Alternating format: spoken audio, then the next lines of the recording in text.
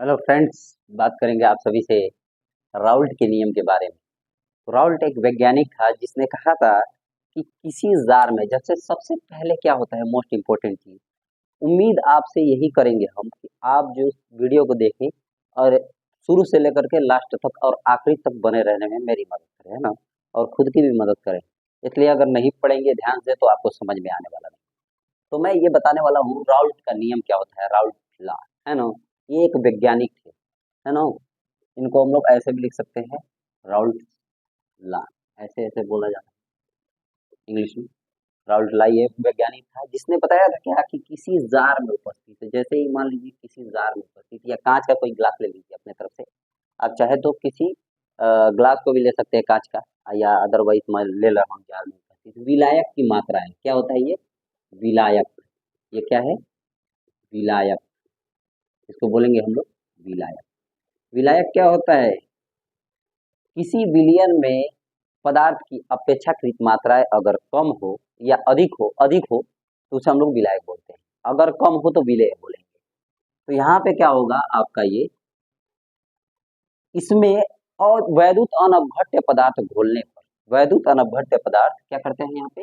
वैद्युत वैद्युत अनवघट्य पदार्थ, अनवघट्य पदार्थ। जैसे लिखा है किसी विलायक में उपस्थित वैद्युत अनवघट्य पदार्थ घोलने पर क्या होता है? विलयन के वाष्प दाब में, यहाँ पे क्या होता है? वाष्प दाब। मान लीजिए कि वाष्प दाब यानी प्रेशर बढ़ रहा है। मान लीजिए कि इसको गर्म किया जा रहा है। वाष्प दाब में आपेक्षिक अवनमन क्या होता है? आपेक्षिक अवनमन। आपेक्षिक अवनमन। आपेक्षिक अवनमन का मतलब होता है कि जो वाष्प दाब में अवनमन, आपेक्षिक अवनमन मतलब कि जो हीटनेस का प्रभाव पड़ेगा इसमें, मतलब प्रेशर बढ़ रहा है और ये गर्म किया जा रहा है, तो पानी क्या होगा?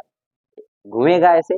तो इसी में राउल्ट ने कहा था कि कोई अदरवाइज पदार्थ अगर मिला दिया जाए इसमें, कोई मतलब बाई चांस गर्म पानी ही हो रहा है, अब उसी गर्म पानी में हम लोग क्या करें कि और कोई किसी चीज को ऐड कर दिया जाएगा, तो देखना कि वो जो जितना स्पीड में गर्म हो रहा था कोई पदार्थ इसमें रखा गया, जैसे मान लीजिए चाय ही है, जितना स्पीड में गर्म हो रहा था उसमें और दूध डाल देंगे तो वो गर्मी में क्या होगा? कमी आ जाएगी, है ना।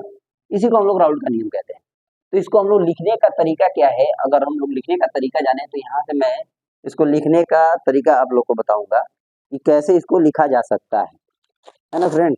तो इसको लिखने का तरीका यही है कि आप लिखेंगे यहाँ पे इस इस इस नियम के अनुसार, नियम के अनुसार, अनुसार क्या है? किसी विलायक में उपस्थित, किसी विलायक विलायक में उपस्थित, उपस्थित इसको लिए रहेंगे, सामने रहेगा तो पता चलेगा। किसी विलायक में उपस्थित, इसको देख करके लिख भी सकते हैं, इसीलिए मैंने ये डायग्राम को बनाया है। आप चाहो भी तो बना सकते हो। ये 4 नंबर का पूछता है, ये मोस्ट इंपोर्टेंट क्वेश्चन है फ्रेंड्स। ये क्लास 12th का आपका मोस्ट इंपोर्टेंट क्वेश्चन दिया है। तो यहाँ पे क्या होगा? इस नियम के अनुसार किसी विलायक में उपस्थित, जैसे क्या है? विलायक में उपस्थित, उपस्थित क्या है? उपस्थित वैद्युत अनवघट्य पदार्थ। लिखेंगे यहाँ पे वैद्युत अनवघट्य पदार्थ, अनवघट्य पदार्थ घोलने पर, घोलने पर कि इस नियम के अनुसार किसी विलायक में उपस्थित अवाष्पशील भी कर देना फ्रेंड, अवाष्पशील, अवाष्पशील वैद्युत अनवघट्य पदार्थ घोलने पर क्या होगा? विलयन के, विलयन के वाष्प दाब में, वाष्प दाब में आपेक्षिक अवनमन। क्या होता है आपेक्षिक अवनमन? मतलब उसमें क्या होता है? कोई और पदार्थ वाष्प दाब में क्या होता है? किसी और पदार्थ को अगर हम लोग डालते हैं तो क्या होता है? हीटनेस में थोड़ा कमी आ जाता है, गर्मी में उसका कमी आ जाता है। यानी चाय बना रहे हो, दूध डालोगे थोड़ा, जैसे गर्म हो रही थी पहले से चाय, और कोई पदार्थ उसमें ऐड कर दोगे तो देखना क्या होगा? धीरे धीरे वो थोड़ा क्या होगा? स्थिर ताप हो जाएगा, है ना। तो यहाँ पे क्या होगा, विलयन के वाष्प दाब में विलय के आपेक्षिक अवनमन, आपेक्षिक आपेक्षिक अवनमन दिया है ना, आपेक्षिक अवनमन, आपेक्षिक अवनमन में क्या होता है, विलय के में विलय के मूल प्रभाज मूल प्रभाज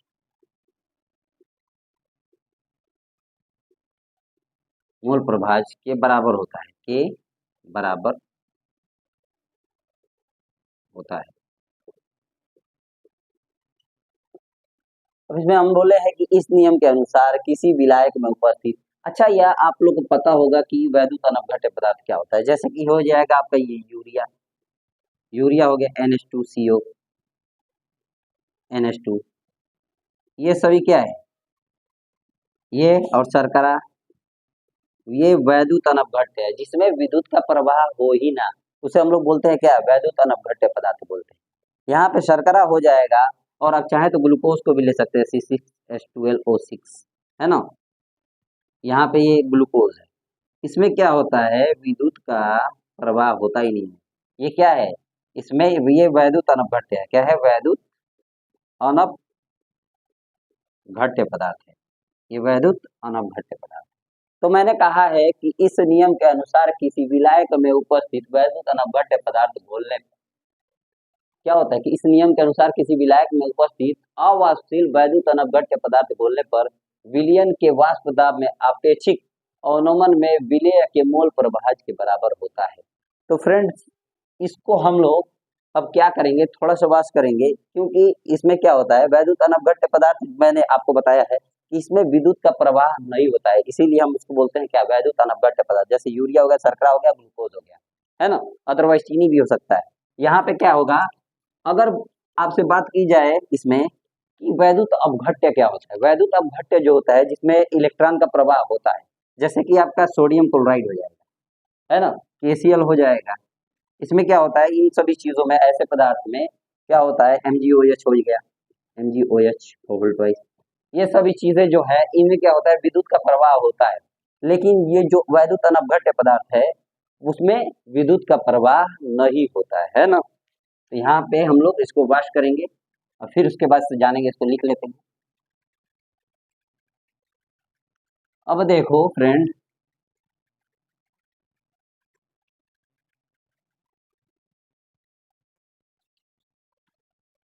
अब लिखेंगे वाष्प दाब में आपेक्षिक अवनमन, यहाँ पे क्या है, वाष्प दाब, यहाँ पे लिखेंगे वाष्प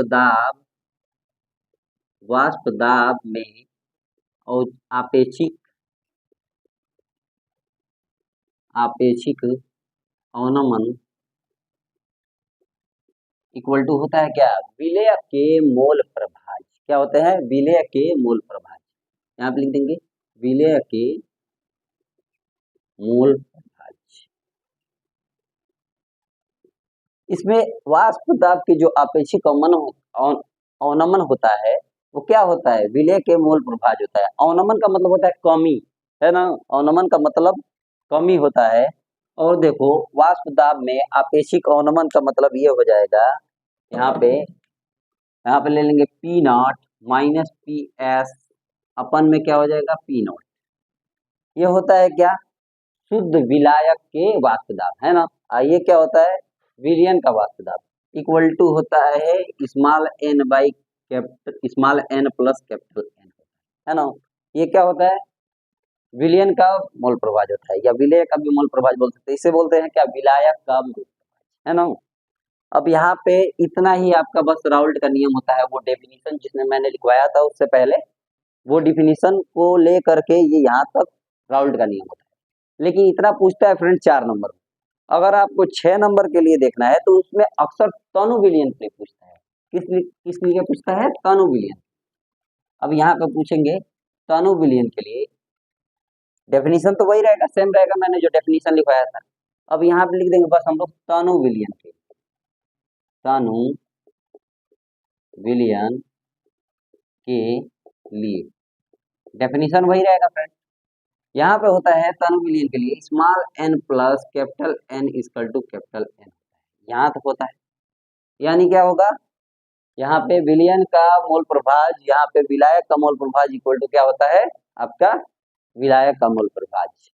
अब यहाँ पे हम लोग तनु विलियन के लिए उसको लागू करेंगे तो यहाँ पे ले लेंगे क्या P naught minus P S अपन में क्या हो जाएगा P naught equal to small N अपन में क्या दिया था राउल का नियम, स्मॉल एन अपन में small N plus capital N दिया था उतना इक्वल टू क्या है कैपिटल एन दिया है, तो केवल कैपिटल एन लिख देंगे, है ना।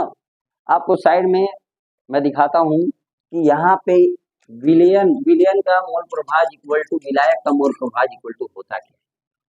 अब यहाँ पे लिखेंगे हम लोग क्या, देखिए ये क्या है विलियन का मोल प्रभाज, यहाँ पे इक्वल टू क्या होता है स्मॉल डब्लू अपन में स्मॉल एन दिया है ना, स्मॉल डब्लू अपन में स्मॉल एम हो जाएगा। लेकिन ये क्या है विलियन का मोल प्रभाज है, यहाँ पे कैपिटल एन जो दिया है इक्वल टू क्या होता है कैपिटल डब्लू अपन में कैपिटल एम, मतलब विलायक का मोल प्रभाज इक्वल टू होगा विलायक का भार अपन में क्या होगा विलायक का अणु भार, ये होता है विलेय का भार अपन में विलेय का अणु भार होता है ना फ्रेंड। इतना देखेंगे यहाँ पे लिखते हैं क्या P naught minus P S अपन में पी नॉट, यहाँ तक दिया है इक्वल टू स्मॉल एन अपन में कैपिटल एन के जगह पे हम लोग लिख सकते हैं स्मॉल एन के जगह पे क्या लिख सकते हैं स्मॉल डब्लू अपन में एम, स्मॉल डब्लू अपन में एम स्मॉल एम अपन में कैपिटल डब्लू अपन में कैपिटल एम। अब इस कल्टू में हो जाएगा क्या फ्रेंड, यहाँ पे इस कल्टू में लाते हैं इसको एक बॉक्स में कैद कर देंगे, यहाँ पे लिखेंगे P naught minus P S अपन में क्या हो जाएगा पी नॉट। अब इस कल्टू P naught minus P S अपन में पी नॉट इक्वल टू होता है स्मॉल डब्लू अपन में स्मॉल एम। अब इसको ऊपर लेके जाएंगे तो क्या होगा इनटू में कैपिटल एम अपन में कैपिटल डब्लू हो जाएगा। यही होता है आपका तनु विलियन के लिए राउल्ट का नियम, तनु विलियन के लिए राउल्ट का नियम, इतना याद रखेंगे। अब ये क्या सिंबल दिया हुआ है पी नॉट किसे कहते हैं पी एस किसे कहते हैं पी नॉट किसे कहते हैं स्मॉल डब्लू किसे कहते हैं, ये सभी चीजों को लिखेंगे मतलब क्या होता है। अब इसके बाद से आप सही से समझ पाओगे, है ना। तो यहाँ पे लिखते हैं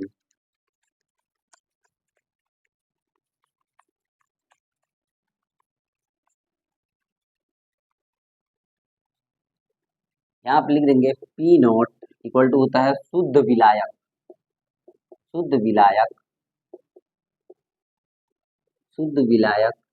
का वाष्प दाब शुद्ध विलायक का वाष्प दाब। अब पी एस इक्वल टू होता है विलियन का वाष्प दाब विलियन का वाष्प दाब ये होता है। फिर उसके बाद से स्मॉल डब्लू आपका ये होता है क्या विलेय का भार स्मॉल एम इक्वल टू होता है विलेय का अणु भार मतलब द्रव्यमान, ये होगा द्रव्यमान। अब कैपिटल डब्लू इक्वल टू क्या होता है कैपिटल डब्लू इक्वल टू होता है विलायक का भार, कैपिटल डब्लू इक्वल टू होता है विलायक का भार, कैपिटल एम इक्वल टू होता है विलायक का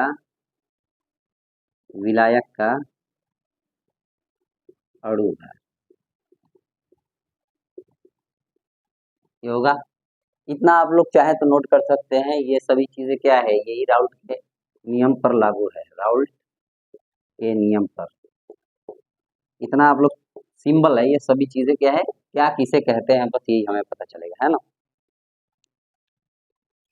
अब हम जानेंगे राउल्ट के नियम की सीमाएं क्या होती है, राउल्ट के नियम की सीमाएं क्या होती है उसके बारे में हम लोग अध्ययन करेंगे। यहाँ लिखते हैं राउल्ट के नियम की सीमाएं, राउल्ट के नियम की सीमाएं। अब लिखेंगे राउल्ट की नियम की सीमाएं क्या होती है, क्या होता है यह तनु विलयन पर लागू होता है, तनु विलयन पर लागू होता है। अब बोलेंगे इसे इसी ताप पर गर्म भी किया जाता है, यहाँ पे लिख देंगे यह, इसे, या लिख सकते हैं इसे स्थिर ताप पर गर्म किया जाता है, इसे स्थिर ताप पर गर्म किया जाता है। यह वैद्युत अनवगट्य पदार्थ, यह वैद्युत अनवगट्य पदार्थ पदार्थ को घोलता है, ये भी कह सकते हैं, पदार्थ को घोलता है।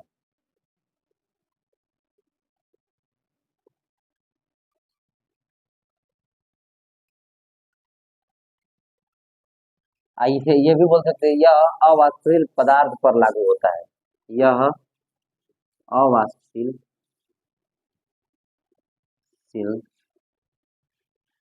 पदार्थ पर लागू होता, यह अवाष्पशील पदार्थ पर लागू होता